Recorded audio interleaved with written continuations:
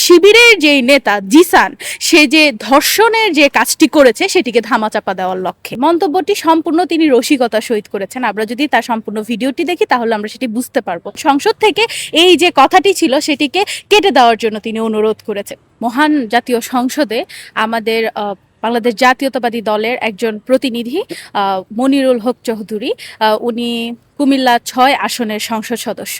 তিনি রসিকতার সহিত, আপনারা সকলেই লক্ষ্য করবেন, তিনি যখন সংসদে দাঁড়ান সংসদ হয়ে ওঠে প্রাণবন্ত, সংসদ হয়ে ওঠে হাস্যোজ্জ্বল একটা অবস্থা সংসদে বিরাজমান থাকে।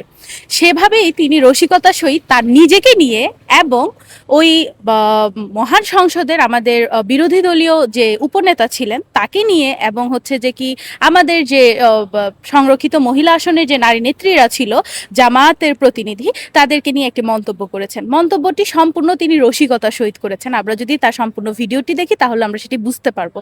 বক্তব্যটি এমন ছিল যে আমার বোনেরা এসেছে, খুব ভালো লাগছে, কিন্তু বোনদের চেহারা তো দেখতে পেলাম না।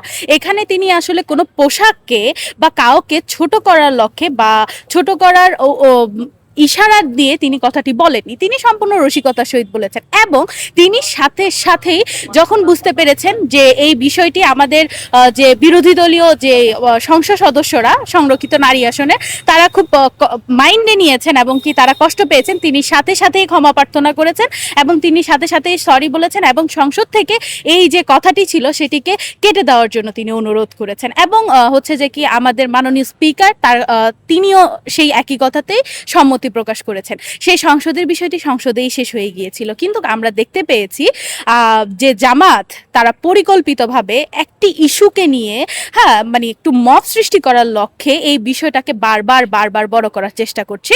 শুধুমাত্র একটাই কারণটা হলো যে শিবিরের যে নেতা জিসান, সে যে ধর্ষণের যে কাজটি করেছে সেটিকে ধামাচাপা দেওয়ার লক্ষ্যে। এটি সম্পূর্ণ ষড়যন্ত্রমূলকভাবে এই কাজটি করা হচ্ছে। আমরা এই ঘটনা সম্পূর্ণ তীব্র নিন্দা এবং প্রতিবাদ জানাচ্ছি।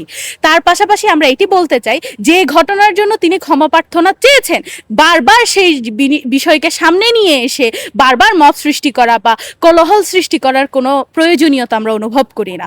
এগুলো শুধুই হেয় প্রতিপন্ন করার লক্ষ্য, শুধুই কাদা ছোড়াছুড়ি, এগুলো একটি রাজনৈতিক চাল ব্যতীত আর কিছুই নয়।